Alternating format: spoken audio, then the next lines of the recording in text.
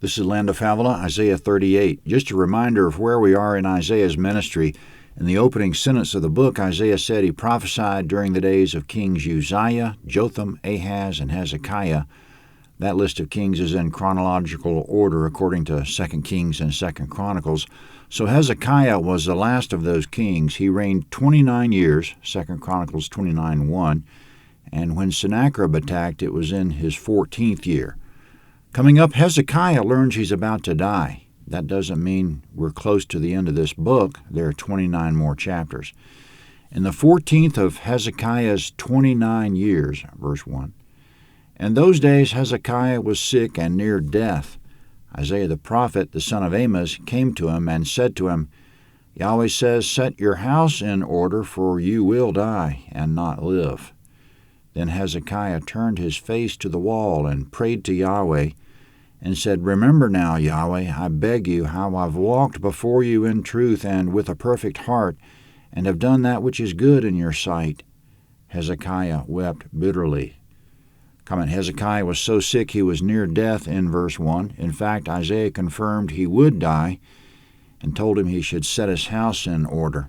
Coming later in verse 6, this crisis arose when the Assyrians were attacking, which puts this event in Hezekiah's 14th year.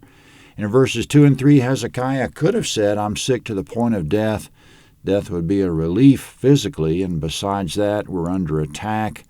I've seen enough. It's better to die now than let the Assyrians get their hands on me. This is perfect timing. Thank you, Yahweh, for this merciful death.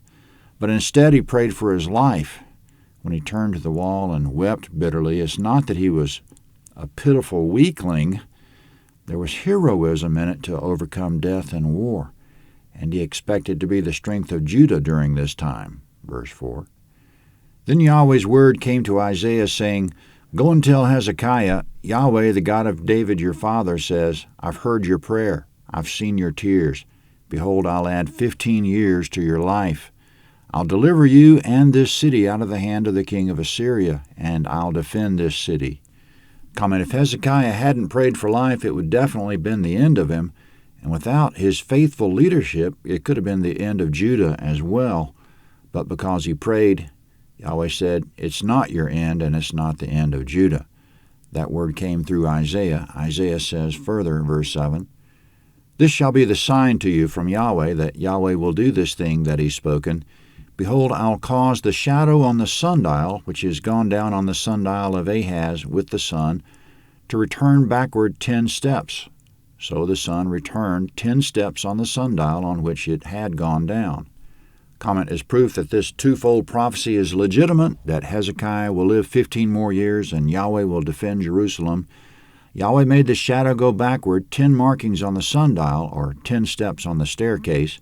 Whether it was on a sundial or staircase is a matter of translation.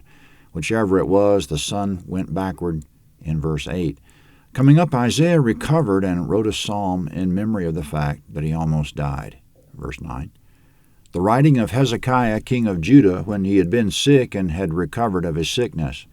I said, In the middle of my life I go into the gates of Sheol. I'm deprived of the residue of my years. I said, I won't see Yah in the land of the living. I'll see man no more with the inhabitants of the world. My dwelling is removed and is carried away from me like a shepherd's tent. I've rolled up like a weaver my life. He'll cut me off from the loom. From day even to night you'll make an end of me. I waited patiently until morning. He breaks all my bones like a lion. From day even to night you'll make an end of me. Comment in verses 12 and 13, from day even to night you'll make an end of me, meaning he lay there sick day and night, figuring it was the end of him. Yahweh was cutting him off prematurely, he thought in verse 10, depriving him of the residue of his years.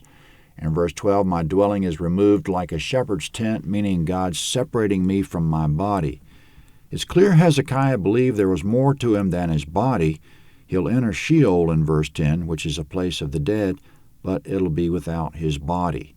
Verse 14, I chattered like a swallow or a crane. I moaned like a dove. My eyes weaken, looking upward, Lord.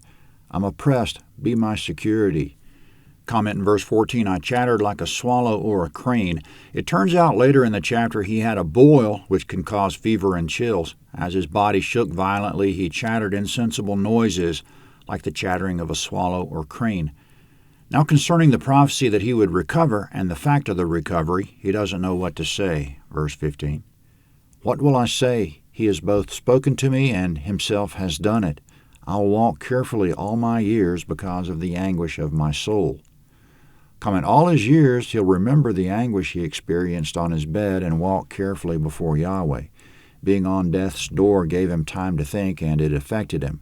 Verse 16, Lord, men live by these things, and my spirit finds life in all of them. You restore me and cause me to live.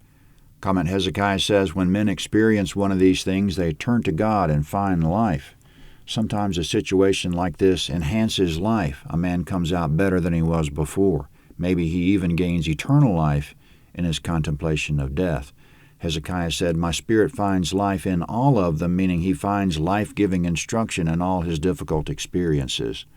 Verse 17, Behold, for peace I had great anguish, but you have in love for my soul delivered it from the pit of corruption, for you've cast all my sins behind your back.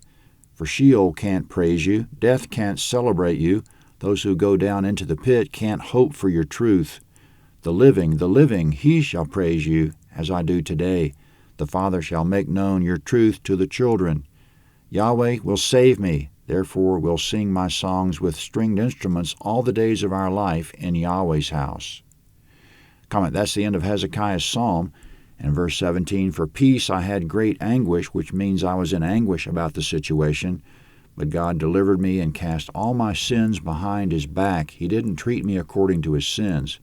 In verse 18, Sheol can't praise you, death can't celebrate you, those who go down into the pit can't hope for your truth, end quote.